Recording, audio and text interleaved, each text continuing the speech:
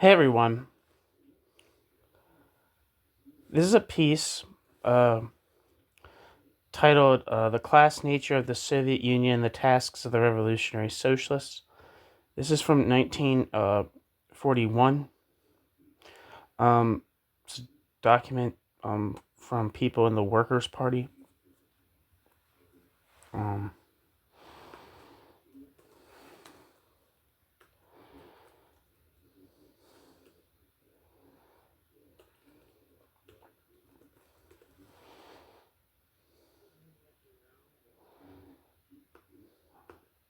Alright, so here we go. It's titled The Class Nature of the Soviet Union and the Tasks of the Revolutionary Socialists. 1. Stalinist Russia is a reactionary state based upon a new system of economic exploitation, bureaucratic collectivism. The ruling class is the bureaucracy which, through its control of the state, collectively owns, controls, and manages the basic means of production and exchange. The laboring classes, the workers and peasants, are the chattels of the bureaucracy, tied to the factories and land as part of the means of production. The basic motive force of the economy is the extraction of more and more surplus labor from the toilers so as to increase the revenue, power, and position of the bureaucratic ruling class. Revenue is kind of an interesting term here, I think. Because revenue, I kind of like, at least generally speaking, I associate revenue with that portion of surplus value or profit, or surplus value after it's disaggregated to, profit, rent, interest, commercial profit, and so forth.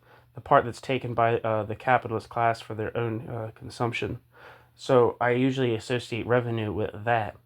I suppose revenue here could just mean privileges, but I'm not sure.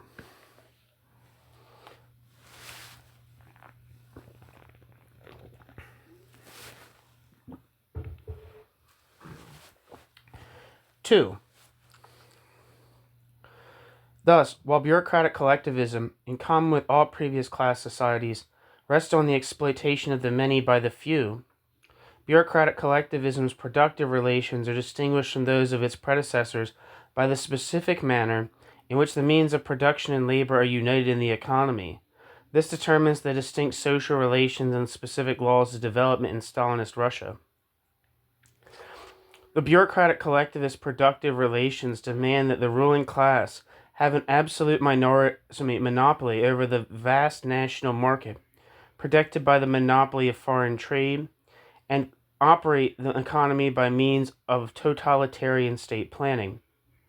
The relations within the ruling class, the share which individual bureaucrats receive the wealth produced, their relative power and position, the manner in which individuals enter or are forced out of the ruling class, are determined by non-economic, primarily political forces. The bureaucracy, however, is more than a political bureaucracy. The bureaucracy has fused all economic and political power into its own hands, and is the ruling class economically, politically, and socially. It exploits the laboring masses collectively through its state, and thereby merges the economic and political elements of class rule. It directs the economy through political terrorism, and uses the state power, as well as economic necessity, to compel the toilers to labor in the factories and fields. Political terrorism and forced labor are therefore inherent characteristics of the Stalinist productive relations. As a result of these social relations, the bureaucratic ruling class is directly concerned with the economic and political strengthening of the country in order to maintain its own rule. Those relations form the basis of the Stalinist imperialist exploitation and oppression of the minority peoples within the Soviet Union, the Stalinist, quote, empire, and because of the existence of such a vast multinational sphere of domination, rich in raw materials, land, and manpower, and because of the backwardness of the Russian economy, the imperialist character of the Soviet Union with reference to Poland, the Baltics and Balkans, etc., is closer to the military bureaucratic imperialism of Tsarism than to modern capitalist imperialism. In relation to the capitalist imperialist states, Russia occupies the position of a huge national trust which, by monopolistic home market, intensifies the contradictions existing in those countries. It says those or these. Those countries between the tendency for the unlimited development of the productive forces and the growing limitations of the markets for capital investments and for the sale of commodities. This is very interesting because a lot of times the bureaucratic collectivist like thesis is usually kind of like talked about, or at least usually how I've conceived it generally, is not being particularly concerned with the manner in which production is carried out within the Soviet Union. And it's interesting to see these kind of like words jump out, like home market or national trust. These are very interesting observations. Also, the use of terms like commodities in relation to Russia. I'm going to repeat that sentence. In relation to the capitalist imperialist states, Russia occupies the position of a huge national trust, which by monopolizing the home market intensifies the contradiction existing in those countries between the tendency for the unlimited development of the productive forces and the growing limitations of the markets for capital investments and for the sale of commodities. From the standpoint of Russian industrial and cultural development, the overthrow of world capitalism is an indispensable condition for the liberation of its own nationally confined productive forces, so that it could benefit fully from the advanced Western technique and its place as an integral part of a progressive world economy. Here also, bureaucratic collectivism, Stalinism, reveals its socially reactionary character in its role as an assistant of outlived capitalist imperialism in the task of destroying the independent working class movement for socialism. 3. In contrast to Russian bureaucratic collectivism, capitalism in any of its forms is based upon the private or corporate ownership of the basic means of production and exchange by individual capitalists, and the exploitation of the masses with the aim of extracting more and more profits for those individual capitalist property owners. Under fascism, and to a growing degree in all modern capitalist imperialist countries, particularly when they assume the form of war economy, the totalitarian state control over economy does not abolish but only supplements the basic productive relations of capitalism. The fascist state regulation of capital investments, limitations on profits, forced labor and fixed prices and wages, monopoly of foreign trade, etc., have produced new, subsidiary productive relations which have been superimposed on the basic capitalist productive relations, and are indispensable in order to maintain the latter in the concrete historical conditions of social crisis and war. In this regime of state-controlled capitalism, then, the bureaucracy is the political agency of the propertied class, defending bourgeois society, capitalist ownership, exploitation, and profits, and conducting a war for the extension of the fields of investment for German big business. 4. Unlike early bourgeois society, which was progressive, bureaucratic collectivism is reactionary from the day of its birth.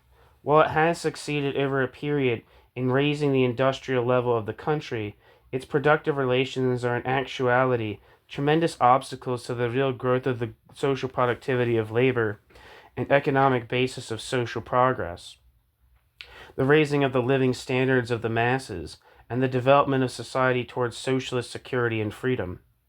The Russian bureaucracy has succeeded in increasing the industrial and agricultural output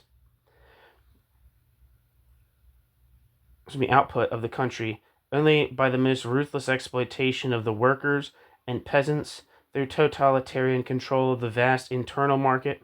Again, the word internal market here is interesting. And the abundant material and human resources at its disposal. Raw materials, gold, manpower, etc.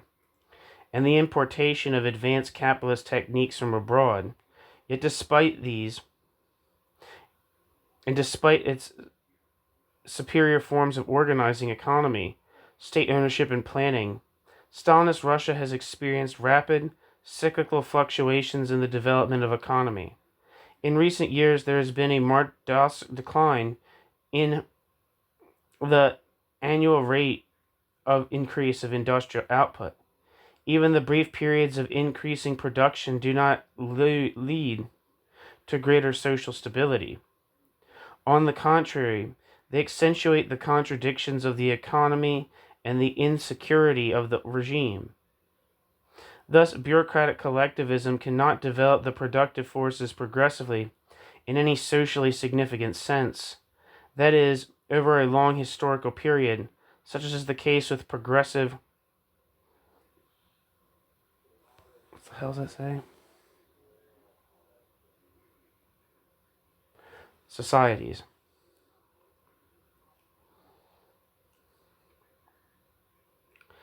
It is the bureaucratic productive relations themselves which hamper the development of the forces of production. The terroristic regime, which is an integral part of those relations, lends to constant disruptions in production, such as those arising from the inevitable purges. The productive relations as a whole bring about continual disproportions in the output of the various sectors of the economy dependent upon one another, and thereby tremendous economic waste, the low efficiency of production arising from the forced character of labor and the poverty of the masses, the poor quality of industrial output, and the appropriation by the ruling class of an increasing share of the national wealth. Under these conditions, not only the masses, but also the ruling class, the bureaucracy, live in permanent political insecurity, uncertainty, and terror. Stalinism has failed to establish either a progressive or a stable economic and social order. 5. The unique character of bureaucratic collectivism arises from bureaucratic collectivism's concrete historical origins. It is the product of the bureaucratic counter-revolutionary overthrow of the Russian workers' state. The Bolsheviks, the revolutionary party of the proletariat, took power in a culturally backward country. The economic and political insecurity of the regime, accentuated by the civil war and imperialist intervention, led to increasing limitations of democracy in the society. In the Soviets. Is that supposed to say? What the fuck? I think it's supposed to say Soviets and trade unions, the factory committees, the cooperatives, and to the monopoly of political power of the Bolsheviks. With the expropriation of the landlords and the capitalists, and the nationalization of the basic means of production and exchange, the state and the economy were administered by a bureaucracy controlled by the Bolsheviks. The counter-revolution carried through by the Stalinist faction of the party was strengthened by the defeats of the socialist revolutions in Western Europe. The old bureaucracy was gradually transformed by Stalin. The new bureaucracy, with the Stalin faction as its representative, utilized the administrative control of the state and economy and the slogans of the Russian Revolution to destroy its opponents within Russia and in the Communist International. It developed the theory and practice of, quote, socialism in one country. On the one hand, it wiped out virtually all remnants of the old capitalist elements in industry, trade, and agriculture, and strengthened nationalized property. On the other hand, it destroyed the limited workers' democracy that had existed in the Soviets' factory committees and trade unions, and liquidated the revolutionary Bolshevik Party, murdered its best representatives. In the bureaucratically deformed workers' state of Lenin and Trotsky, the political power of the proletariat was expressed through the political power of the revolutionary party, the Bolsheviks. That's a very interesting choice of words, the bureaucratically deformed workers' state of Lenin and Trotsky. Deformed kind of means it was like kind of birthed unpure. And it would seem to also suggest that if the degenerated workers' state had I mean, he's using the word deformed, but if the term to generate a worker state was apt at one point, this is when it would have been apt, not later under Stalin. That's my assumption, at least. Anyway, back to the text. In crushing every manifestation and vestige of the political power of the working class, the Stalinists thereby overthrew the worker state and converted the state property into the indispensable economic basis of the Stalinists' own bureaucratic totalitarian rule. When the Stalinists announced, quote, the complete and irrevocable victory of socialism, end quote, the Stalinists were in fact celebrating the triumph of bureaucratic collectivism. 6. Thus, the new Stalinist society was born as a reactionary obstacle to the development of Russia and world society towards socialist freedom and security. From a historical viewpoint, Russia has taken a bastard path backward from the regime established by the Bolshevik Revolution. It is from the start torn by contradictions and antagonisms which excluded the possibility of its taking the progressive road as did early bourgeois society. In archives on the scene of history, it arrives on the scene of history, Jesus Christ, it arrives on the scene of history as an expression of world social reaction, at a time when a worldwide scale, the economic conditions already exist for a great leap forward from class exploitation to socialist freedom and plenty, and when the working class is the only social power which can bring about the progressive transformation of society. 7. The class-conscious workers have no interest in common with this new system of exploitation and oppression. Bureaucratic collectivism. In wartime, as during peace, the revolutionary socialists must not give any support to the Stalinist state. Our task is that of awakening the working class to the socialist struggle against bureaucratic collectivism, as against democratic imperialism and fascism, for working class power and socialism. Revolutionary socialists, therefore, are not defensists with respect to the Stalinist state, either in peacetime or in war, any more than revolutionary socialists are in the capitalist states. Revolutionary socialists advocate and support only those measures which lend towards or lead towards the independent organization and action of the working class against the bureaucracy for socialist revolution and workers' power. They will seek allies among the peasantry and the oppressed national minorities within the Stalinist state. In the course of the struggle against Stalinism, there will inevitably arise both progressive and reactionary movements, both under the banner of democracy and both under the banner of democracy. Revolutionary socialists, while advocating socialist democracy, will support all progressive democratic movements against Stalinism and seek to gain leadership in such movements. They will oppose all reactionary movements, in particular those connected with the bourgeois imperialist power. Such movements have as their aim the restoration of capitalism. Revolutionary socialists are as opposed to capitalist restoration in Russia as they are against the maintenance of bureaucratic collectivism. In no case do we accept the alternatives. Stalinist reaction or capitalist imperialist reaction as the determinant of the struggle of the working class, any more than we do in the sense of the alternatives fascism or imperialist democracy. Revolutionary workers must take the third road, the struggle against both types of reaction and against the exploitative and oppressive societies from which they spring, the struggle for the political power of the proletariat and for socialism. No other victory can lead to the emancipation of the working class and the progress of humanity. 8. Hitler's invasion of Russia is an integral part of the Second World War. The immediate aim of the German attack is the conquest of Russian territory, primarily for economic and military advantages in the struggle to defeat British and American imperialism, and the seizure of the rich Russian resources as a step towards complete world domination.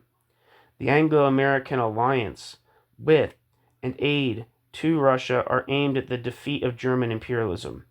Stalin's defense of Russia is a defense of the bureaucracy's dictatorial rule over the Russian people and the oppressed nationalities, Ukraine, etc., and a defense of his imperialist conquests since 1939 in the Balkans, etc. As against both imperialist camps, Berlin, Rome, Tokyo, and Washington, London, Moscow, the Workers' Party remains the party of the third camp of labor and the oppressed peoples. In all the belligerent countries, the interests of the working class, the cause of genuine national freedom and socialism, call for unrelenting opposition to the home government with the aim of workers' governments and a world socialist federation, the only road to durable peace and freedom. Signed Joseph Carter, Manny Garrett, Paul Temple, Frank Demby, looks like it says Robert Kevins, Paul Byrne, 1941. Thank you for listening.